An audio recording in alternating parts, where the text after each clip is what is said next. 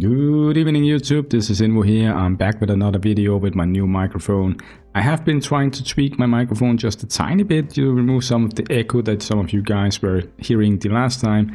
Overall though, I do think the quality of the sound is a lot better than the old videos, definitely removing a lot of the background noise and weird stuff as like sound effects. Maybe my mouth were doing something weird, or my nose or whatever, and that should be pretty much removed now with the new microphone. Anyways guys, enough to talk about my new microphone. Let's jump into the real content here. Today we are taking a look at Apsara. She is the new limited hero that we will be getting for Chinese New Year. She's coming on Friday, this Friday here actually, in the Miracle banner. And she will also be able to be gotten for free later on. I think not next week, but maybe the week after that will be a space temple with the hero in it for free. So we have to consider that when we are looking at the skill kit of this hero here, like how will she perform at exclusive 0, because a lot of you guys will be getting her exclusive 0. Well, actually everyone will be getting her at exclusive 0 if you're playing the game while watching this video. If you're watching this video in like a year from now, or maybe even in a month from now, I'm sorry, you missed out on a free limited hero. But if you're watching this video right now in January 2025, you will be able to get this hero for free. Anyways guys, let's see what it's all about. So she is from the Sunset Sages. She's a support hero, also blue mark, and obviously she's a legend hero, right? Now first of all, let's just look here. Her basic attack, it deals 160% attack damage to all enemies and steals 1 layer of buff from every enemy. And when enemies launch basic attacks or cast skills proactively to Apsara, she casts Dance trippingly to counterattack once. Now, this effect here obviously is made for the Lioli bosses because they need a counterattack in the tech to remove, like, to make sure that the boss doesn't get to 20 turns too fast. They need a counterattack to remove the buff from him, and this one will solve that problem, okay? So that is why she has it in her basic attack. It has nothing to do with anything else. This is just made for a resonance tag in Lioli. I'm pretty sure of that. Alright guys, let's go to her skill number 2 here, Fluttering Dress and Fluttering Dress Resonance. Grants Kinara on the ally with the highest initial attack for 2 turns. When the owner is inflicted with a control effect, transfers this effect to Apsara. Kinara can only be triggered 3 times within one of the ally's turns. Afterwards, attacks all enemies, dealing 340% attack damage. And it also says that grants Kinara on the ally with the highest initial attack for 4 turns. When the owner is inflicted with a control effect, transfers the effect to Apsara. Kinara can only be triggered 5 times within one of the allied turns. Afterwards, attacks all enemies, dealing 340 attack damage, considered as resonance damage, and reducing all enemies' turn meters by 20%. Now, obviously this is a very nice one. We need to see if it's a 4 turn or 3 turn cooldown. But it sounds very, very nice. I'm already thinking that you can use this with Jingle Bell and Marie to kind of make them able to not be CC'd, because they're very weak to CC. And this effect here will definitely be able to remove some of that CC that you can get from the perma CC team, stuff like that. This one is very nice. She does do 340% damage, but I would not build her for damage. Just build her for support, give her a lot of speed, give her some of the support stats, and ignore the attack part, because you will have to build her with crit damage and crit rate and all that, and 340% attack damage is nothing, so just ignore that part. Moving on to the passive down here, Elegant Dancing. Now, max limit of resonance points is 10.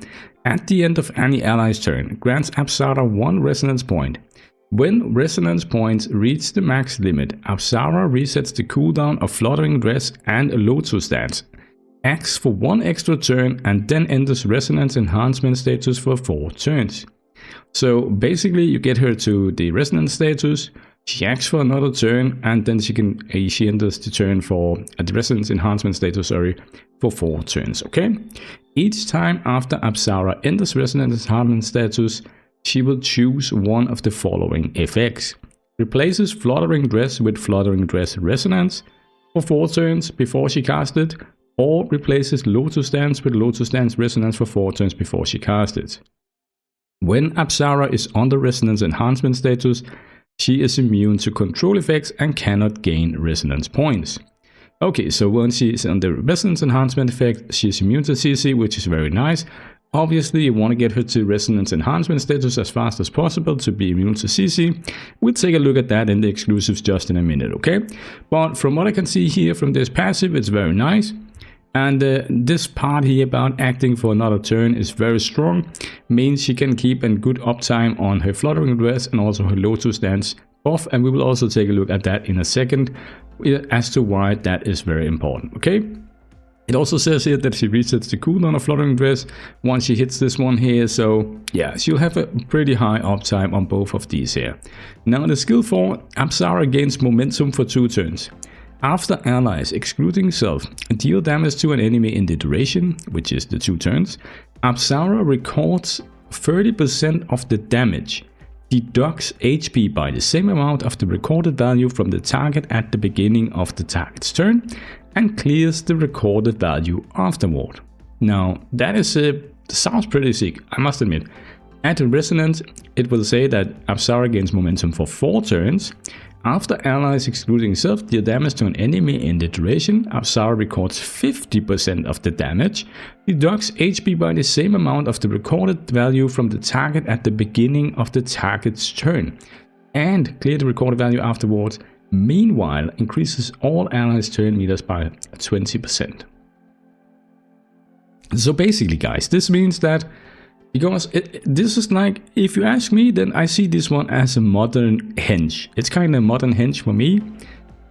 This one here, because you know, henge is also the same. She gets hit, blah blah blah. She counterattacks at some point, and she can do a lot of damage. Now this one here, she don't need crit damage or crit rate like henge do. Henge will need that crit damage and crit rate to retaliate with this strong attack, right? Because it's based on her HP and then some of the other stuff, right? This one here, it just says that she records up to 50% with the resonance status of the damage that the allies, it's after allies deal damage to an enemy, so it's one enemy, right? In the duration, Apsara records 50% of the damage. So we have to see this on first day, like how is this working, because it sounds pretty insane. Let's just imagine you're doing 10 million damage, just say 10 million damage in these 4 turns. Will she then do 5 million damage? Like, is that how this is it should be interpreted? I don't know. Sounds pretty cool, I must admit. And also, as an exclusive 0, we have to remember all of this that we just went through now. You are able to get it at exclusive 0, so everyone, even free to play, can get these things that we're talking about, right? Super nice. Anyways, let's move on to the important part here. It's the exclusives. This is also what this is always what is like the bread and butter, right? That this is what they get the money from, and this is definitely also very strong on her. But let's see. So basically, exclusive 1. Each time Apsara is immune to control effects, increases 10% turn meter for self and the ally with Kinara. Very nice. When Apsara has momentum, that's the skill 4, increases 30% skill damage for all allies. At the beginning of each wave, Apsara inflicts karmic punishment, reduces damage dealt by 50% on enemies with countered mark for 4 turns. When an enemy with karmic punishment tries inflicting stun, horrify, and suffocated on Apsara, she will inflict karmic punishment on all enemies for 4 turns, and additionally reduces skill damage by 50% for the targets with karmic punishment. Now, this down here, it only works if someone with this debuff here is trying to inflict the stun, horrify, or suffocated effect on her. And it also says up here that she will inflict, let me see here, yeah, Apsara inflicts karmic punishment on enemies with countered mark for 4 turns. Countered mark, so it can go both ways. We'll have to see on first day if this, like, because sometimes there are some translation errors in these kind of wall of text here. basically because it comes from Chinese and then it gets translated into English, and then like some of it doesn't make sense, but we'll see on Thursday, because it can go two ways. Like, she is a blue mark, which means that she is countering green. She's countering green, which means she does more damage to green and green does less damage to her. But in the meantime, red is making more damage to blue, but blue is making less damage to red, right? Or vice versa. I cannot remember, to be honest. But all we can take from this is whatever, whichever way it goes. Like if it's the counter mark that she has, like the one she counters, the one she does more damage on, or if it's the other way with the mark that doesn't do a lot of damage to her, we'll have to see on Thursday, okay? Because we never know with this one here. And also just remember that any force mark is not getting hit by this one. So basically Giselle is a force mark, Santa is a force mark, Popper I think is a force mark if I remember. And there are lots of good heroes as the force mark. Force mark is the neutral mark in this game, so they don't have any weaknesses, they don't have any like strengths, right? So it's basically the light or dark hero in other games. And that is what the force is in this game here. So Giselle with her stun will not be hit by this one here. So not even too sure who this will work on actually, because I think the Invu, who also has a stun, she is also force mark. Rister is a force mark, I think. I can't really remember any other heroes with a stun effect in their skill kit. Maybe one of the new resonance heroes is doing some stun. I think Penny is doing freeze, the Elise is doing hypnotize. What is Reyna doing some stun? And I don't know what mark Reyna is, but maybe she is one of those marks there, and it could be something to counter her. I don't know. Horrify is mostly, I don't know, Xiongming maybe. Suffocated would be someone like Narrate. No one is using that in PvP. So it could also be that we are getting some future hero that have some of these skills here. Or it could just be something like it maybe for PvE purposes. Maybe we get a new boss in the Demon Conquest next time that can stun, horrify, and suffocate people. But bosses in this game is normally force as well. So it's kind of weird. I don't know really how strong this is, to be honest.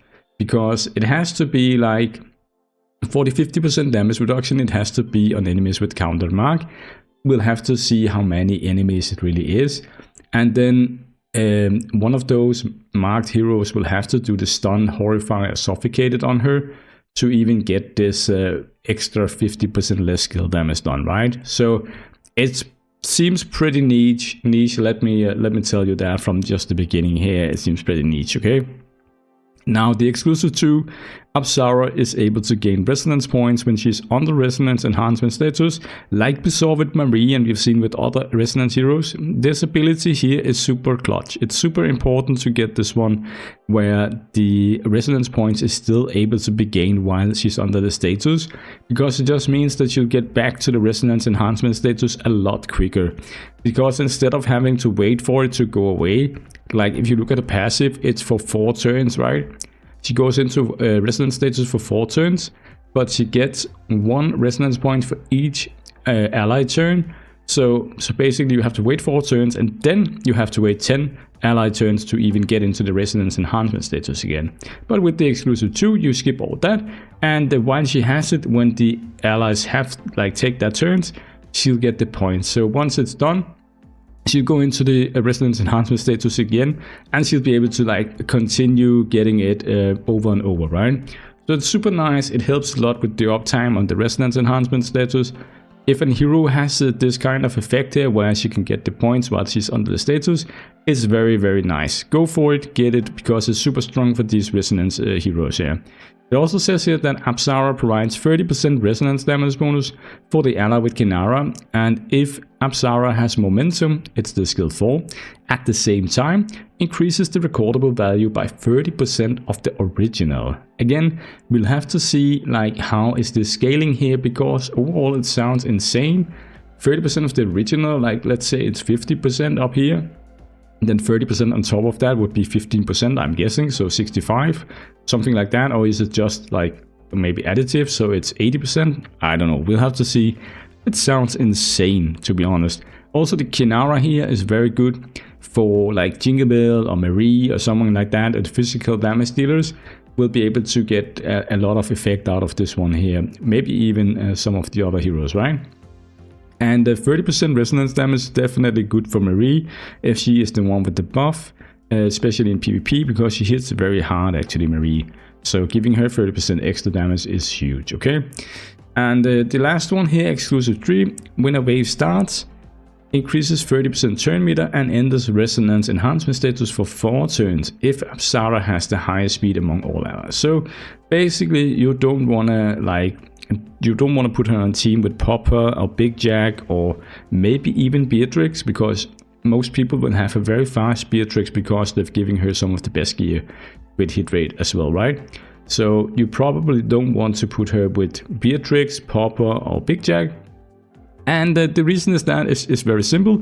You don't want to re-gear those guys. You've used maybe a year to get the best speed gear you can and put it onto Beatrix, Popper and Big Jack, and now a 4th hero is coming in here trying to steal the show, and you don't want that. You don't want that. You just want those 3 guys to still be the fastest, and then this one here, she can go on another team and being the fastest on that team to get this effect here, okay? That's at least how I'm kind of trying to use her, or will be using her, is in a team that doesn't have Big Jack or Beatrix or Popper. Popper I'm not really using anymore, but Beatrix and Big Jack definitely still used. I also think like this one, like this hero here, it reminds me a bit of Beatrix actually, because we have this effect here with the, if she has the momentum at the same time as the Kinara effect, blah blah blah, 30% more. And then down here it also says you get 30% turn meter. It's the same as Beatrix exclusive 1. And she'll go into the resonance status, which means she'll actually be immune to CC from the beginning of the battle, which is huge. And then you can put the Kinara on someone, or you can choose to put the momentum on someone if you would rather have that extra burst from the beginning of the battle. Like, there are a few ways you can use this hero actually, because you will have to choose it here. It says in the passive that she will choose one of the following effects, like once you use it proactively. So you decide if you want to go resonance on this one or this one from the beginning of the battle. You go nuke, you get more extra, maybe extra damage, or you can go with the CC immunity, stuff like that. It's up to you. You can definitely use this hero in a lot of ways in PvP.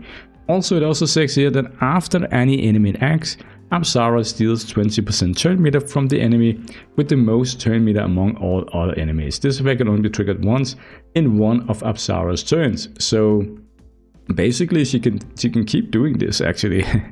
It's just like she just needs to take a turn and then she can do it again on the next one. And so imagine you have like a Popper and maybe a Rona or something like that. The Popper goes first on the enemy team, and then it's because it's after he acts, right? So Popper goes, and then she steals 20% turn meter from Rona, and Rona won't get the turn. I mean, that's actually pretty crazy, right? So anyways guys, that is Apsara skill kit at the moment. Let me know in the comments down below what you guys think of this hero. Are you excited? I mean, everyone, even free-to-play, are getting her exclusive 0. I think that is very nice. She can also be very strong for the Sunset Sages if you haven't cleared that faction yet. She'll definitely be useful in the Resonance team, in Liuli and Planar Rift and Purgatory. And she'll also be very helpful in some PvP teams, in 5-man teams and stuff like that without exclusive. But obviously with exclusive, you'll get all the cool things like immunity to CC from the beginning of the battle and all the other cool stuff, right? So anyways guys, that's it for tonight. Don't forget to hit the like button and don't forget to subscribe to the channel. It means a lot to me, guys. Don't underestimate that. It means a lot to me. Have a nice evening. Goodbye.